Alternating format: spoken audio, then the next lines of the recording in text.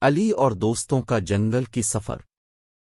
ایک دن علی، احمد اور سارا نے عجیب و غریب جنگل کی ضایوں کو دیکھنے کا فیصلہ کیا۔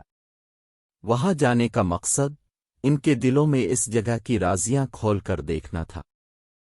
جنگل کے دروازے پر پہنچ کر ان کی نظریں حیرانی سے بھر گئیں۔ پہاڑوں کی بلندیوں سے چمکتی ہوئی دھوپ اور ہری بھری پیدائیاں سب نے ان کو ایک دنیا میں لے کر گئی۔ راستے میں ایک عجیب ندی کا پانی ان کی راہ میں آ گیا۔ احمد نے شگفتگی سے نکال کر کہا، دیکھو یار، یہاں پانی کتنا شفاف ہے۔ سارا نے خوشی سے مسکرا کہا، یہاں کی خوبصورتی نے تو دل کو چھو لیا ہے۔ آگے بڑھتے ہوئے انہوں نے ایک عجیب پرندے کو دیکھا۔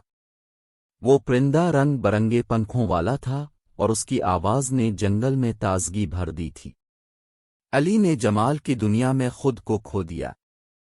یہ پرندہ ہمارے لیے کسی نیک نیتی کی علامت ہو سکتا ہے۔ احمد نے اسے رنگین انعام دیا۔ راستے میں انہوں نے ایک پہاڑی چھاؤنی پر پہنچا۔ وہاں کے لوگ دودھ اور مکھن کے ساتھ ساتھ دل کی گہرائیوں تک جانے کی کوشش کرتے ہیں۔ سفر کے آخری حصے میں انہوں نے ایک گزرنامہ تیار کیا جس میں جنگل کی رازیاں اور اس کی عجیب حکایات شامل کیں۔